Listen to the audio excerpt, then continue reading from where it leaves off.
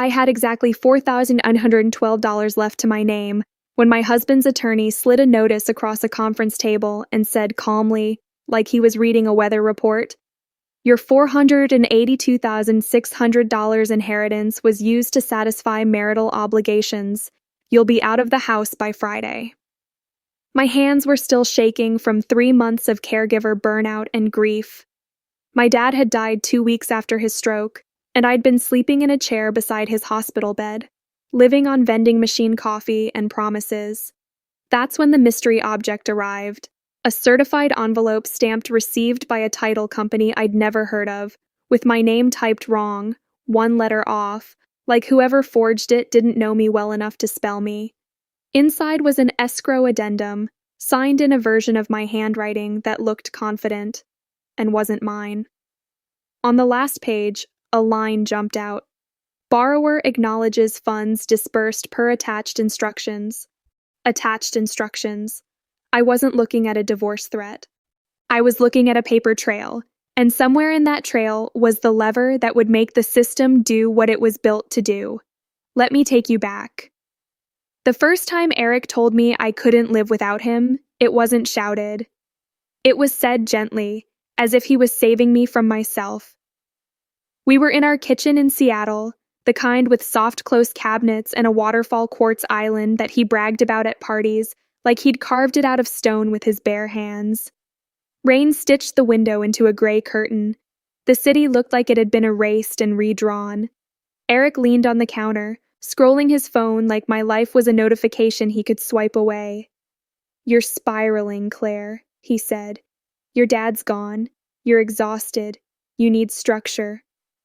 I was holding a mug I'd reheated 3 times and never finished. "I need sleep," I said. He smiled the way he smiled at servers when he wanted something extra without asking. "You need me," he corrected.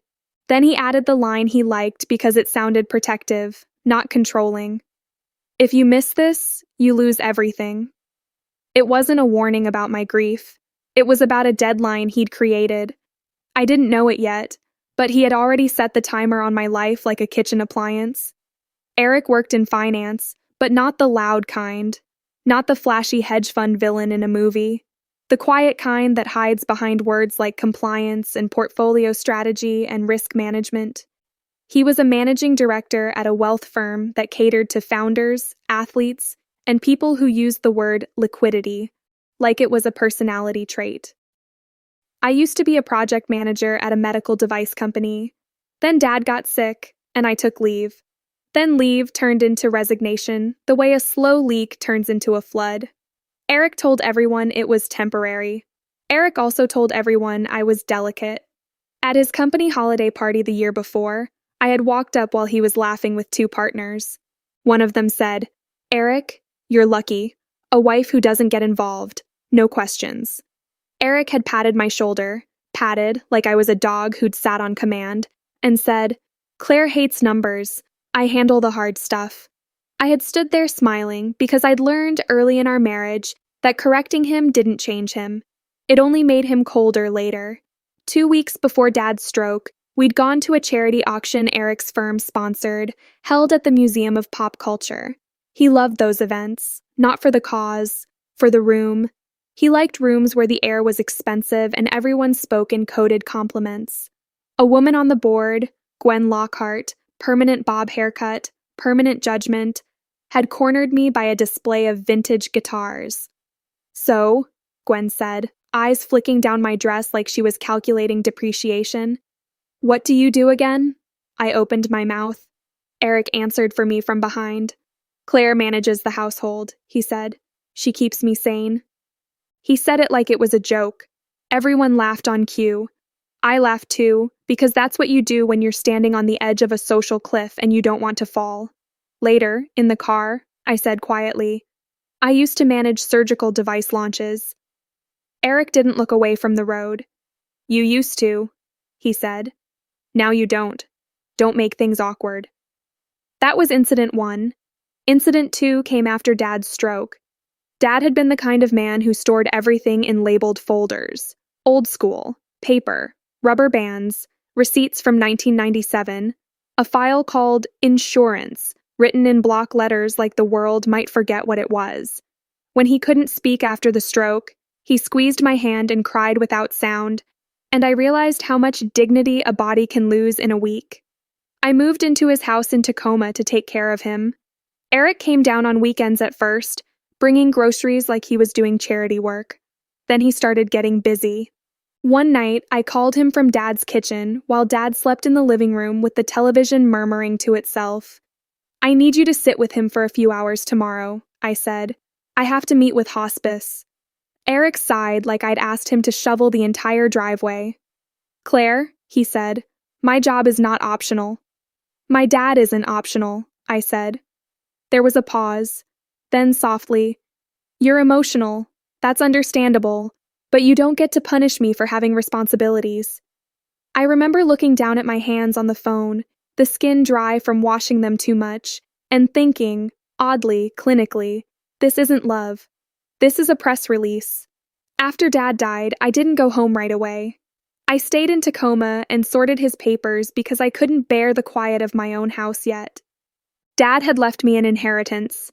Not a lottery number, just the careful savings of a man who never made a lot but always made enough. A life insurance payout, a small investment account, the sale of his paid-off home.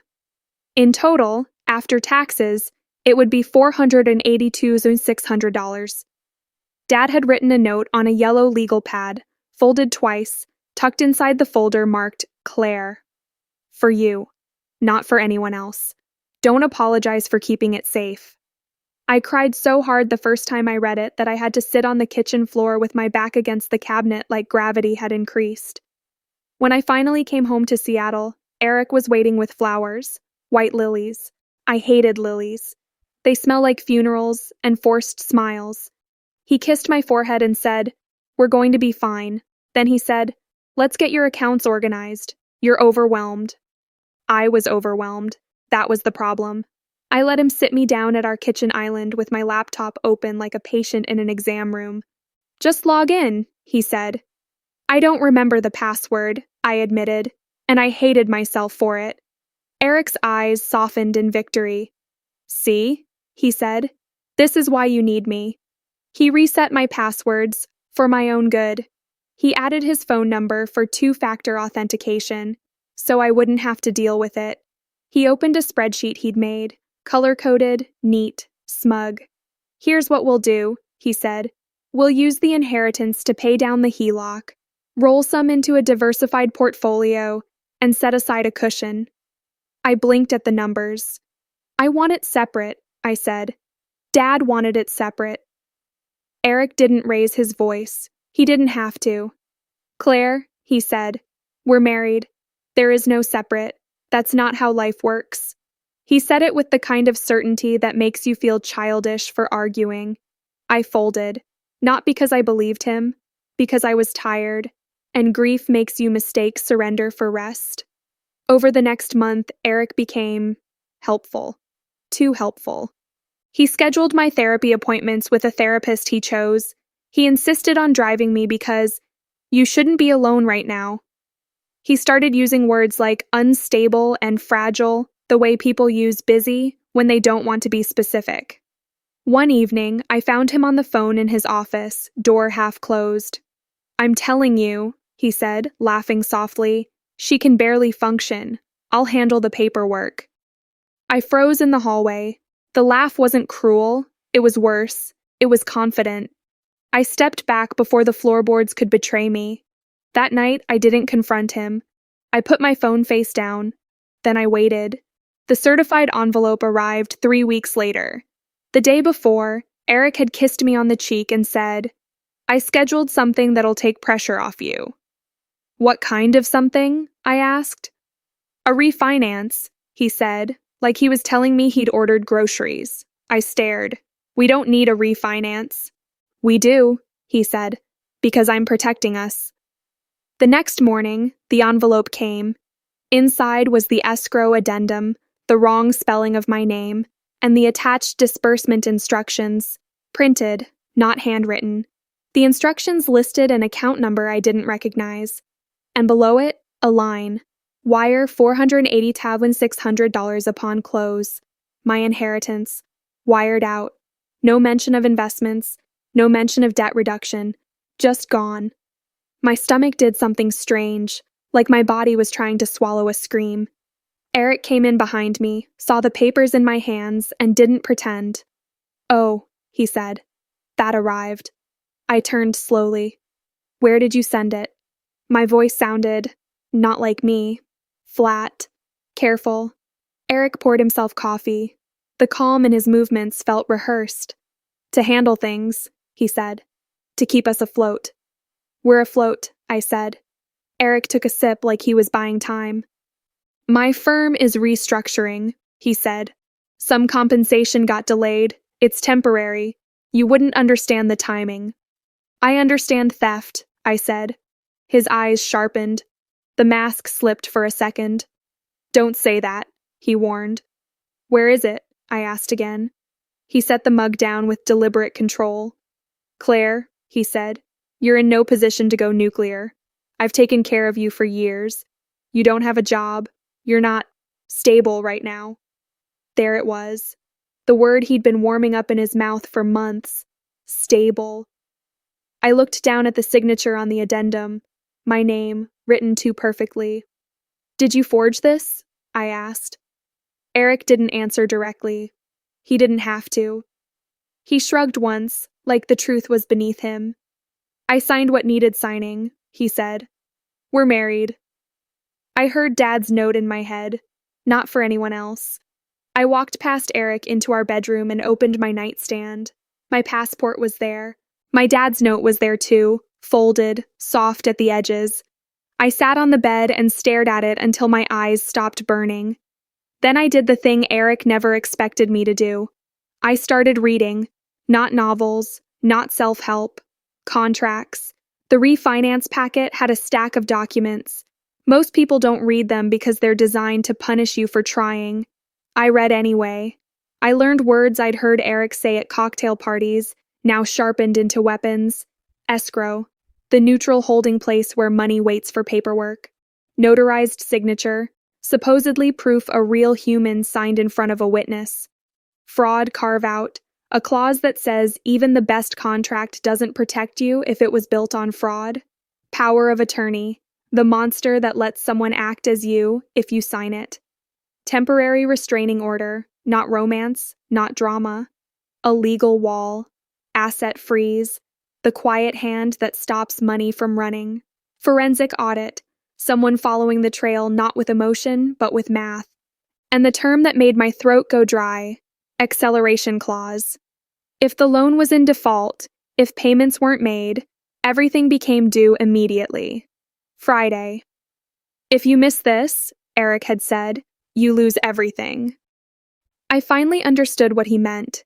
He wasn't trying to save me, he was trying to time my collapse. I didn't sleep. I searched for attorneys at 3 a.m., the way you search for air. Most didn't answer.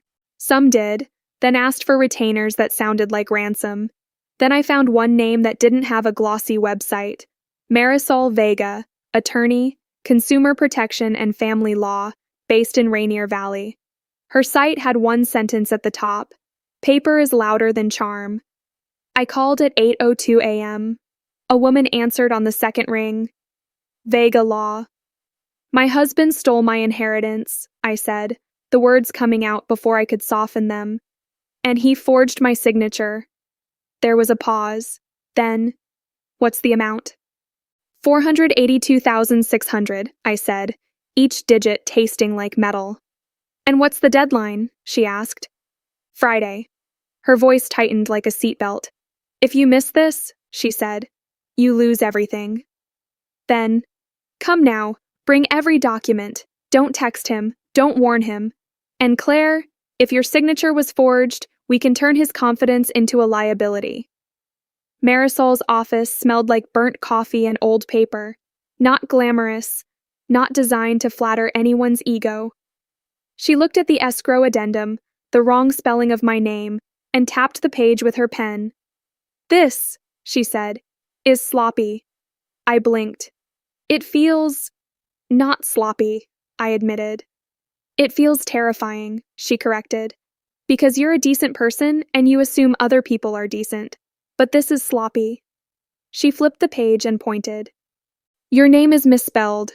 The notary stamp is from a notary whose commission expired last year, and the wire instructions, these are to an account with a routing number that doesn't match a major bank.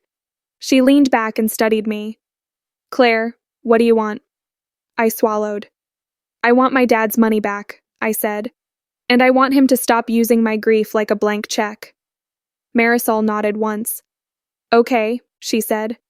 First, we file an emergency motion for a temporary restraining order to stop any foreclosure action. Second, we send a fraud notice to the lender and title company. Third, we preserve evidence. You're going to be tempted to blow up his phone. Don't. I stared at my hands. I don't know how to do this, I whispered. Marisol's voice softened, but didn't get sweet. You don't have to, she said. You just have to not flinch. Before I left, Marisol handed me a checklist and said, One more thing. Does your house have cameras? Just the doorbell, I said. Eric set it up. Marisol's eyes sharpened. Do you have access? She asked. No, I admitted. It's on his account. She slid her phone across the desk. Call the manufacturer. Tell them you're a registered resident. If that doorbell captured anything, you want it. I nodded, already exhausted by the idea of calling customer support, like my life depended on a hold queue. But I did it. I spent 2 hours on the phone, escalating, verifying addresses, answering questions. Finally, a tired-sounding rep said, Ma'am, the account owner is Eric Hartman, but you're listed as a resident user. Can you send me access? I asked. We can send you an invitation to join, she said. But the owner has to approve. My heart sank. Then she added casually, Unless the owner removed you, which he hasn't. I stared at the wall. He hasn't removed me, I repeated. No, she said. Invitation sent. Check your email. Eric had underestimated something simple. He thought control was permanent. He hadn't thought I'd try the door. The invitation came through. I clicked accept. And suddenly, my phone had a window into my own front porch. The footage went back 30 days. I scrolled to the day the refinance closed. At 10:14 a.m., a courier arrived, a man in a windbreaker holding a clipboard. At 10:16, Eric appeared, smiling. Too charming, too practiced. At 10:17, Eric looked down at the papers and signed something. At 10:18, he waved toward the interior of the house. Then, the camera angle shifted slightly, like someone had bumped it. For 2 seconds, the reflection in our glass front door showed the courier's phone screen, open, facing outward. And on that screen, I saw it. A text message preview. Make sure she isn't home. I'll sign for her. My stomach dropped so hard my knees went weak. I replayed it 5 times, hands shaking. Not because it was dramatic, because it was real. Marisol watched the clip in her office that afternoon, her face going still. This is evidence, she said, and her voice had a new texture. Not anger, not excitement, precision. Can we use it? I asked. We can, she said. But I want more. We need to lock him into a story he can't outrun. She looked at me. Does Eric have a habit of planning things on calendar invites? She asked. Everything, I said. He lives in Outlook. Marisol nodded. We'll subpoena, she said. And if he thinks he's erased things, we'll look at metadata. I frowned. Metadata? I repeated. It's data about data, she said. When a file was created, edited, by who? Sometimes a forgery looks perfect to the eye, but the metadata tells the truth. I felt something shift in my chest, like a door unlocking. What do you need from me? I asked. Marisol slid another paper across the desk. We're going to create a protective structure, she said. Not to hide money, to keep you safe while the court sorts it out. What kind of structure? I asked. An LLC, she said. A simple one. To hold your separate property once it's recovered. to keep it from being managed again. And we're going to document everything, every call, every email, every lie. I swallowed hard. Marisol's eyes held mine. This isn't revenge, she said once clearly. This is justice. I went home that night and Eric was in the kitchen, humming like nothing had happened. He turned when he heard me. Did you talk to anyone? He asked lightly. No, I lied. He smiled, satisfied. You're doing better, he said. I can tell. I nodded, the perfect wife. Then I went upstairs, shut the bathroom door, and vomited quietly into the sink because my body finally understood what my mind was catching up to. Over the next 2 days, Eric escalated, not with violence, with paperwork. He left a printed document on the counter titled Voluntary Agreement. It was full of phrases like mutual understanding and in the best interest of the household. At the bottom was a signature line and a notary block. Eric poured wine like he was hosting a dinner party. I just need you to sign, he said. Then we can breathe. I want to read it, I said. His smile tightened. I already explained it, he said. I want to read it anyway, I repeated, calm. He stared at me like I'd spoken a language he didn't recognize. Claire, he said, you're not well. Don't make this harder. There it was again. Not well. I picked up the document and looked at the first line. It wasn't a voluntary agreement. It was a power of attorney, broad, unlimited, effective immediately. It would let him sign as me for any financial and legal transactions. It would finish what the forged escrow started. I set it down carefully. No, I said. Eric's face went blank for a moment. Then he laughed. Okay, he said. We'll revisit when you're calmer. He walked out, and I heard his office door close. A minute later, my phone lit up with a notification. New login attempt to your email. Eric. He wasn't just trying to control my money. He was trying to control my voice. I drove to Marisol's office the next morning with my hands gripping the steering wheel so tight my fingers ached. I think he's going to say I'm unstable, I said. Marisol didn't flinch. He is, she said. He's laying foundation. She opened a file folder and pulled out a printed document. This is what we filed last night, she said. At the top, emergency motion for temporary restraining order. Under it, a request to stop foreclosure proceedings and stop Eric from moving marital assets pending investigation. I stared at it. He'll be furious, I said. He'll be predictable, Marisol corrected. Then she slid another sheet over. And this, she said, is where it gets interesting. It was a subpoena request list. Bank records, title company records, notary commission verification, doorbell footage preservation, calendar and email metadata. I swallowed. That's a lot, I said. It has to be, Marisol said, because men like Eric survive on plausible deniability. We're removing the plausibility. That afternoon, Eric's father called me, not to ask how I was, to recruit. Claire, he said warmly, Eric tells me you've been having a hard time. We're family. We can fix things. My hand tightened around my phone. I'm not having a hard time, I said. I'm having a clear time. There was a pause, then his voice turned slightly colder. Don't get dramatic, he said. Eric provides. You don't want to ruin your life over paperwork. It's not paperwork, I said. It's fraud. He laughed once, like I'd told a joke that wasn't funny. Just sign what he puts in front of you, he said, and stop listening to people who want to take your money. I hung up. Then I did what Marisol told me.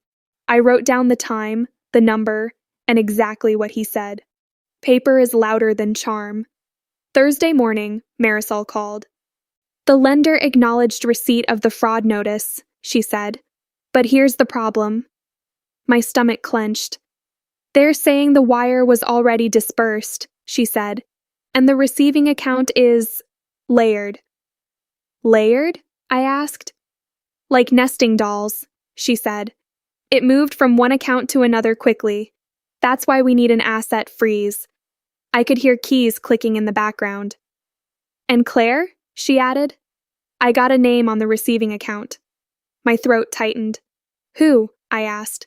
It's not Eric, she said. It's a company. I exhaled hard. Which company? I asked. Marisol paused. Lockhart Giving Partners, LLC. My brain snagged on the name. Gwen Lockhart? I said. The board woman? Marisol asked. Yes, I whispered. Marisol's voice went sharper. Claire, she said, this isn't a private marriage scam. This is a network.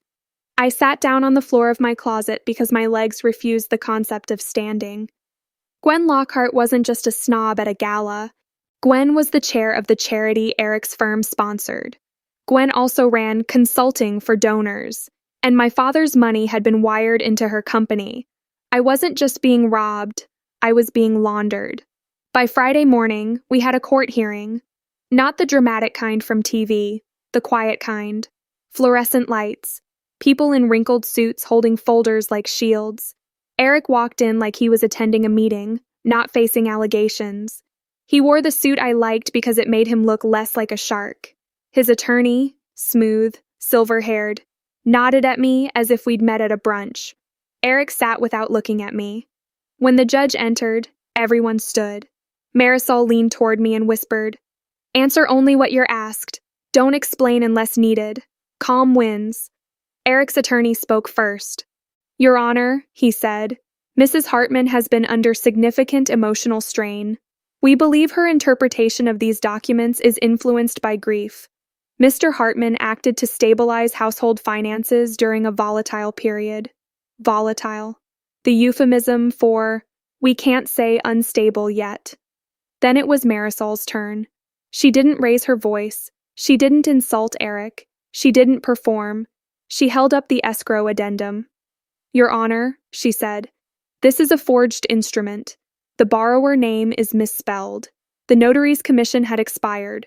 The wire instructions route 6 figures to a third-party entity unrelated to the stated purpose of the refinance."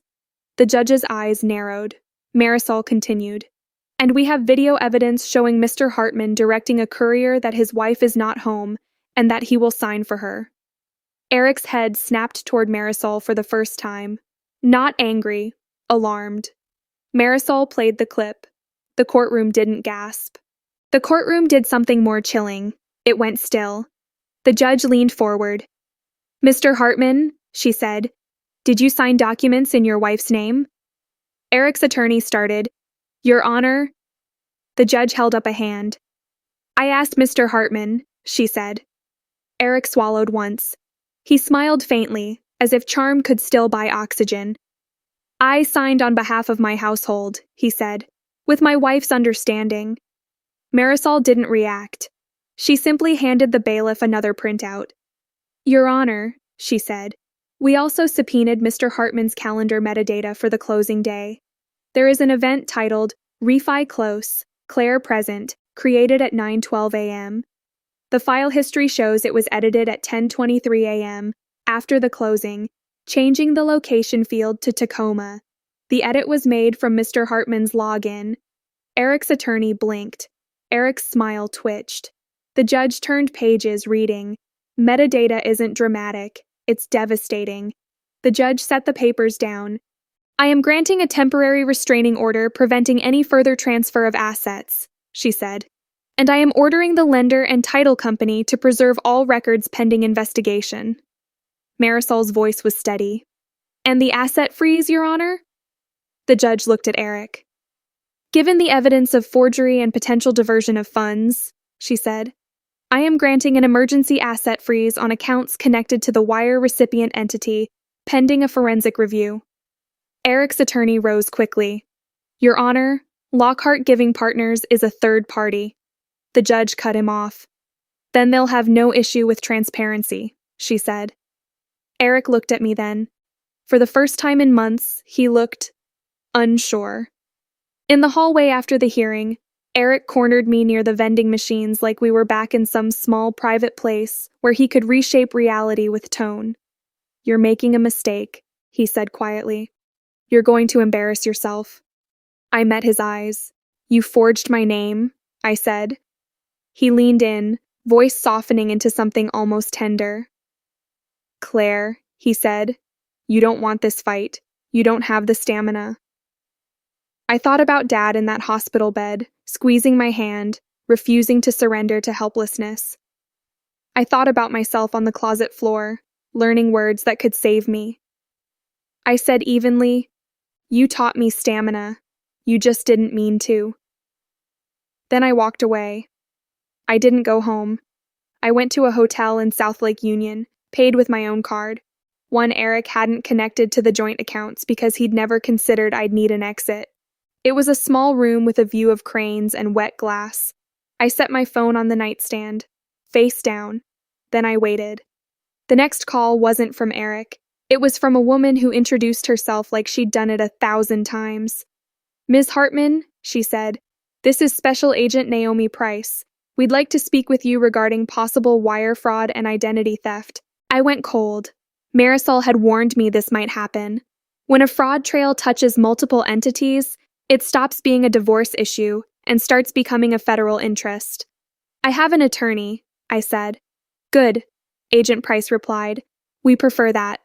Then she said something that made my throat tighten. "We've been looking at Lockhart Giving Partners for 16 months. Your case intersects with ours. 16 months.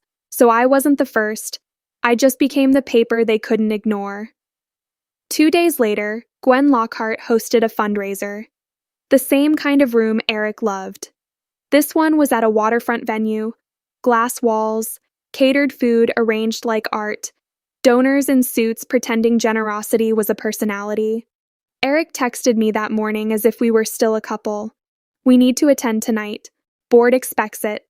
Don't humiliate me." I stared at the message for a long time. Then I forwarded it to Marisol. Her reply came fast. "Go." But not alone. When I arrived, I wasn't wearing my old gala self. No designer armor.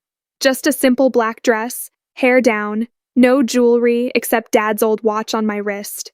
Heavy, steady, real. Marisol met me at the entrance, holding a folder. "You don't have to do anything dramatic," she said quietly.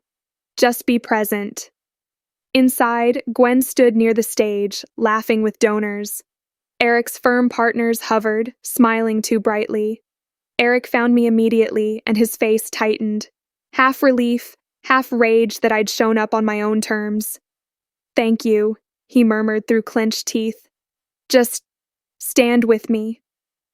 I looked around, and that's when I saw her. A woman in a navy blazer by the bar, looking like she belonged anywhere. She caught my eye and lifted her glass slightly. Agent Naomi Price, not hiding, not lurking, just present. The ally twist wasn't that someone saved me. The ally twist was that the system had already been watching, and my paperwork gave it permission to step into the light. A donor took the stage and began the usual speech about impact and community. Gwen beamed. Eric leaned close. "Smile," he whispered, "like you're okay." I smiled. Then my phone vibrated. A message from Marisol, standing beside me without looking down. Ready. The plan wasn't to scream in the room. The plan was to open the loop and close it with law. Gwen stepped up to speak, her voice warm, her hands perfect, her story polished. She began, "We're here because we believe in protecting families." And then the lights went out. Not a gentle dim, a full blackout. A wave of murmurs rose, confusion, annoyance, that delicate panic rich people get when their environment stops obeying them. For a second, the room was just darkness and breathing. Then emergency lights kicked in, faint and red, casting everyone in the color of warning. Someone laughed nervously. Gwen's voice cracked. "It's fine, just a brief outage." And in that dim red at the front doors, 3 people walked in with badges that didn't need bright light to be understood. FBI. Agent Price's voice carried, calm and unmistakable. "Gwendolyn Lockhart," she said. "We have a warrant." The room didn't gasp.